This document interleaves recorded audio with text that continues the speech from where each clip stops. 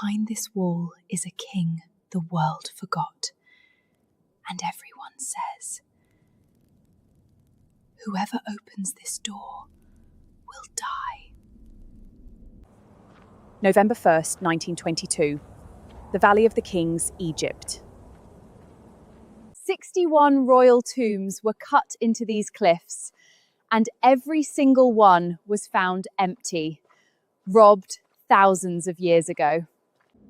Everyone, every expert, every rich collector says this valley has nothing left to give. Except one man. And today is the first day of his very last chance.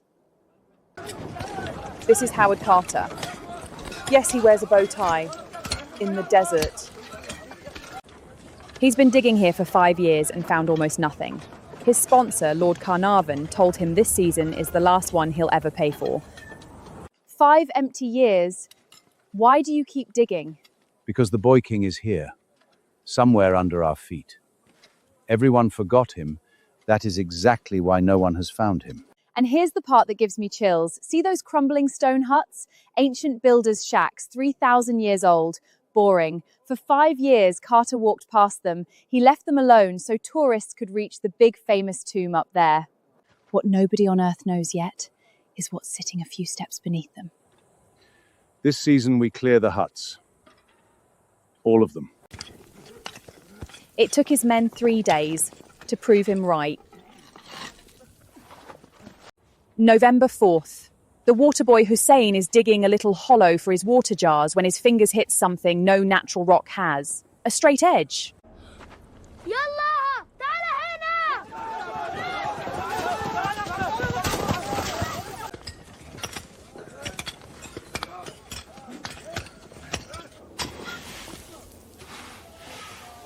A step cut by human hands, pointing down. By sunset, we've cleared 16 of them. And at the bottom, a door, sealed shut, royal seals in the plaster, untouched for 30 centuries, almost.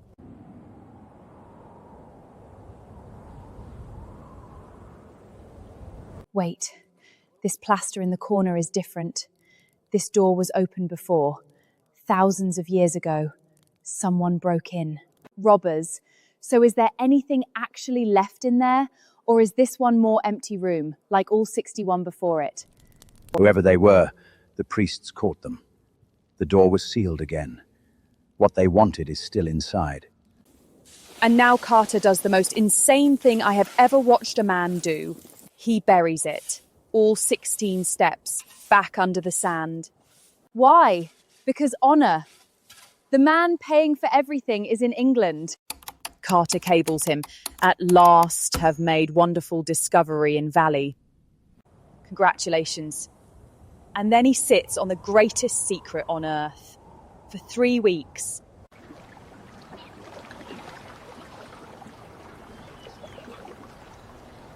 November 23rd. Lord Carnarvon arrives with his daughter, Lady Evelyn. She's 21, about my age. In 3 days, she and I become 2 of the first humans in 30 centuries to see behind that door. Father hasn't slept since the telegram. Honestly, neither have I. Everyone's shaking the Lord's hand. Nobody's looking at the boy who found the step. November 26th. Carter makes a hole the size of a fist. The air of 3,000 years rushes out past our faces, warm, smelling of cedar and dust and time. The candle nearly dies. And for one stupid second, I remember what they say about people who open this door. Can you see anything? Yes. Wonderful things. Then he steps aside, and it's my turn to look.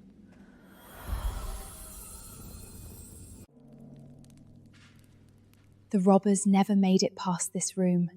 Everything is still here. And there, guarding another sealed wall, 2 statues. Black skin, gold kilts, eyes of stone. The king's guardians. because this room is just the hallway. But look closer. Between the gold, there's a board game.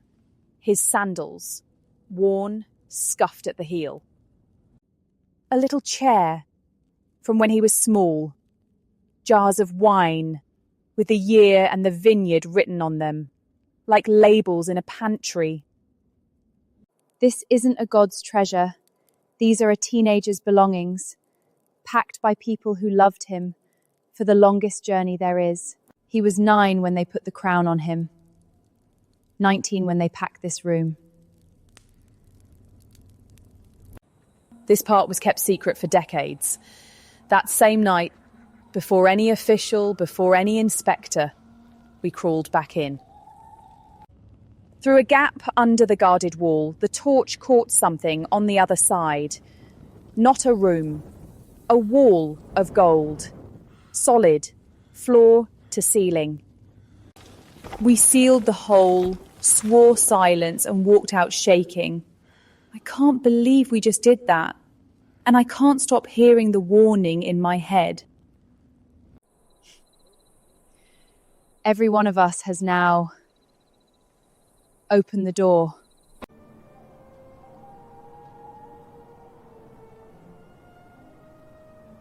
Within weeks, this valley becomes the most famous place on Earth. Tourists in silk scarves picnic above the tomb. Reporters fight for telegraph lines. Then Carnarvon does something that changes everything. He sells the exclusive story to one newspaper, The Times of London. One paper.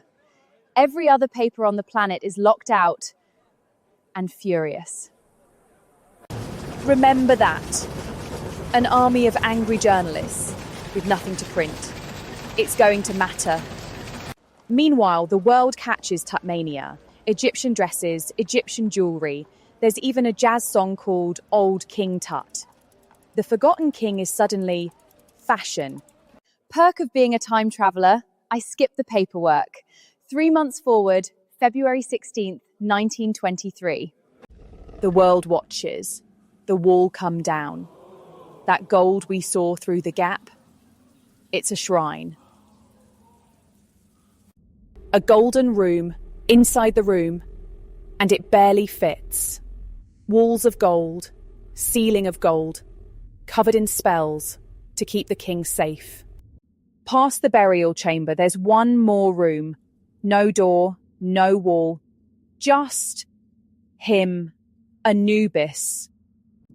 The jackal god lying on his shrine, guarding the treasury, or true, exactly where the priest left him, 3,000 years ago. Behind him, a golden shrine, watched by 4 tiny goddesses. Carter's men refused to move the jackal for months. Honestly, I get it.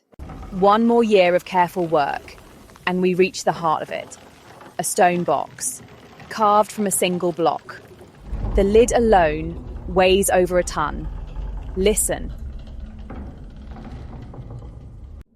Inside, a golden face, a coffin shaped like the king. And inside that coffin, another. And inside that, a third.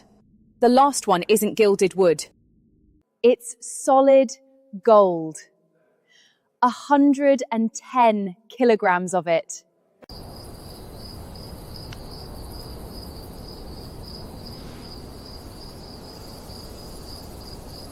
Now, remember the warning, whoever opens the tomb dies. 5 months after that candle flickered, Lord Carnarvon was dead. A mosquito bite, of all things. And the story started that at the exact moment he died, every light in Cairo went out. That back in England, his little dog Susie howled once and died the same night. Remember that army of angry journalists? Now they had a story the Times couldn't own, the curse of the Pharaoh. They counted every death near the tomb for years. But Howard Carter? He lived another 17 years, perfectly fine. The curse skipped the one guy it was supposed to get. The mosquitoes, though. Watch out for the mosquitoes. One more jump, October 1925. Yes, fashion changed. Blame the king. They finally reached his face. Over 10 kilograms of solid gold. Today, it's the most famous object from the ancient world. Here's the beautiful part. Tutankhamun was a minor king. The mighty pharaohs built giant tombs, and everyone was robbed to the bones. His was small, forgotten, buried under workmen's huts. And that is the only reason it survived. They forgot them both, and that's exactly why we'll never forget them. I'm off to my next journey. If you want to come along, you know what to do.